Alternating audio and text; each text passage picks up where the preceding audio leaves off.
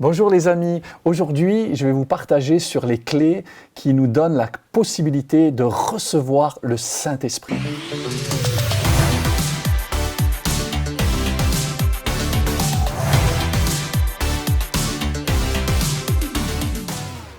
Jésus nous a promis qu'il nous enverrait son Saint-Esprit. Son désir est de nous donner une vie extraordinaire, une vie palpitante et qui vaut la peine d'être vécue. Lorsque Jésus était sur la terre, il ne pouvait pas être à deux endroits à la fois. Et donc il a dit, quand je m'en serai allé, je vous enverrai le Saint-Esprit. Vous ne serez plus orphelins, vous pourrez recevoir un autre moi-même. Moi je vais m'en aller, je vais accomplir le salut pour l'humanité et ensuite je vous enverrai le Consolateur. C'est formidable de pouvoir vivre un partenariat divin avec la présence merveilleuse du Saint-Esprit. Le Saint-Esprit est une source de bénédiction extraordinaire dans notre vie. Par exemple, le Saint-Esprit nous conduit dans toute la vérité. Le Saint-Esprit nous fortifie dans notre être intérieur. Le Saint-Esprit, c'est le doigt de Dieu qui nous délivre et qui nous guérit. Le Saint-Esprit nous donne la paix, la joie et la victoire sur le péché. Il nous rend réellement libres. Alléluia. Vous pouvez recevoir le Saint-Esprit. Vous savez, il y a une différence entre être né de nouveau et recevoir le baptême du Saint-Esprit. 25 ans après la Pentecôte, il y a une question qui m'a toujours émerveillé, ou en tout cas interpellé plus exactement, dans Actes 19, au verset 1 et 2. L'apôtre Paul est à Éphèse et il dit ceci aux Éphésiens, 25 ans après la Pentecôte, ils connaissent le Seigneur Jésus et il leur dit « Avez-vous reçu le Saint-Esprit quand vous avez cru ?» Et ils lui répondirent, nous n'avons même pas entendu dire qu'il y ait un Saint-Esprit. Et à partir de là, l'apôtre Paul va les enseigner, va prier pour eux. Et la Bible dit que le Saint-Esprit va venir sur leur vie et ils vont parler en d'autres langues, ils vont prophétiser, ils vont exprimer les dons du Saint-Esprit. Alors la première clé pour recevoir le Saint-Esprit, mes amis, qui est cette puissance qui change tout, c'est avoir soif de Dieu. Nous avons été créés pour être en relation avec Dieu, mais pas avoir une religion, n'est-ce pas? Mais pour avoir une relation vivante, intime et permanente avec lui. Un jour, Jésus, au milieu d'une grande fête religieuse juive, va pousser un cri afin que tout le monde l'entende bien, qu'on soit bien clair. Dans Jean 7, verset 37, le dernier jour de la fête, le grand jour de la fête, Jésus se tenant debout s'écria « Si quelqu'un a soif, qu'il vienne à moi et qu'il boive. » Mes amis, Jésus interpelle tout le monde, il nous interpelle, peut-être même si nous avons une religion, mais qui ne nous désaltère pas, qui ne nous satisfait pas, parce que la religion, les rituels, les protocoles ne peuvent pas nous satisfaire, ne peuvent pas remplir le vide de notre cœur. Par contre, avoir une relation, une communion avec le Saint-Esprit désaltère notre vie intérieure. Un jour, Jésus dira à une femme qui avait eu 5 maris, celui avec lequel n'était pas son mari, et qui avait une religion, Jésus lui dira, celui qui boira de cette eau aura encore soif.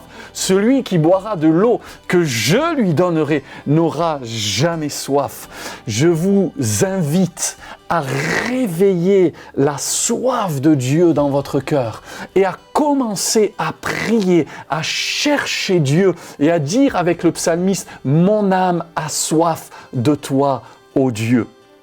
La deuxième chose pour recevoir le Saint-Esprit et vivre un baptême d'Esprit Saint et de feu, c'est vivre une vie d'obéissance. Vous savez, le Saint-Esprit n'est pas une rivière, n'est pas une énergie, n'est pas un vent. Tout cela sont des manifestations de sa présence.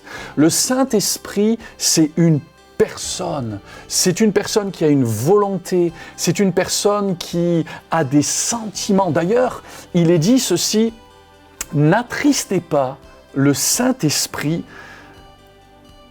par lequel vous avez été sauvés, bien entendu, bénis, parce que le Saint-Esprit a des sentiments. Il est une personne. Et nous pouvons donc, comme à toute personne, nous pouvons l'attrister, nous pouvons lui résister, nous pouvons le gêner, l'empêcher d'agir dans notre vie. Et par conséquent, nous devons apprendre à obéir aux impulsions de la personne, à la parole même du Saint-Esprit. Parce qu'il est dit à plusieurs reprises que le Saint-Esprit parle aussi, il parle à notre cœur. Voilà ce qu'il est écrit dans Actes chapitre 5 et au verset 32. Nous sommes témoins de ces choses, de même que le Saint-Esprit que Dieu a donné à ceux qui lui obéissent. Le Saint-Esprit parle, le Saint-Esprit communique, le Saint-Esprit a une volonté et il est une personne. Et si nous voulons être remplis du Saint-Esprit et de sa présence, il est important de lui obéir, d'obéir à sa voix et d'obéir à ses instructions. La troisième clé pour être rempli du Saint-Esprit, c'est qu'il faut être patient. Il faut savoir attendre. Vous savez, nous sommes dans une génération de presse-boutons, où tout va très vite, micro-ondes, vite, vite, vite, vite, vite. Pourtant, vous savez, un des langages de l'amour, en tout cas pour les hommes, c'est les temps de qualité. Il y a des personnes, leur langage, c'est prendre du temps avec. Je pense à un amoureux qui invite sa fiancée ou son épouse dans un restaurant et puis là, il prend un temps de qualité avec elle ou avec lui. Et là, il y a un échange, on construit des choses, on vit un moment. Eh bien, de la même manière, Dieu aime que l'on prenne du temps avec lui, dans sa présence.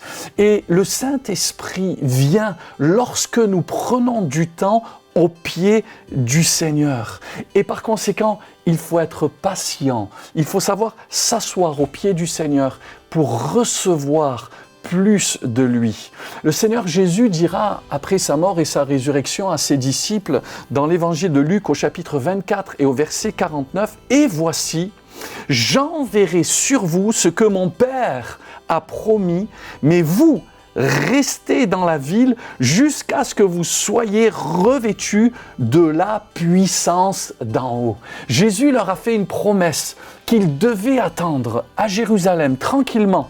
Et c'est ce que la Bible nous dit. Ils sont allés à Jérusalem et là ils ont attendu dans un esprit de louange, de foi, d'attente et de prière. Et au bout de 10 jours, la Bible dit, le jour de la Pentecôte, ils étaient tous rassemblés dans un même lieu. Et là, le Saint-Esprit est descendu. La puissance de Dieu est descendue dans cette chambre haute et leur vie a été transformée pour toujours. Ça a été une rencontre avec le ciel sur la terre. Je dirais donc, ne vous découragez pas. J'ai connu une femme de 90 ans. Dans une réunion, j'étais jeune pasteur à l'église de Tarbes dans les Hautes-Pyrénées en France. Madame Ruby, elle est dans la gloire maintenant. Et cette femme de Dieu a attendu des années le baptême du Saint-Esprit. Eh bien, mes amis, c'est à l'âge de 90 ans qu'elle fut remplie du Saint-Esprit et qu'elle s'exprima en d'autres langues selon que le Saint-Esprit lui a donné. Ne vous découragez pas, Dieu fait toutes choses belles en son temps.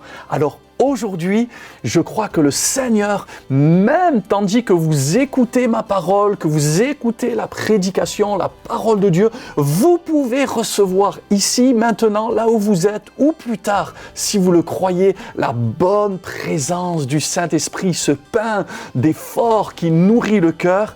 Mais premièrement, il est important d'avoir soif de Dieu. Deuxièmement, il est important d'avoir une vie d'obéissance. Et troisièmement, il est important d'être patient dans la prière de la foi et dans la louange. Je vous le souhaite, j'espère que vous serez baptisés du Saint-Esprit et que vous recevrez cette puissance qui change tout.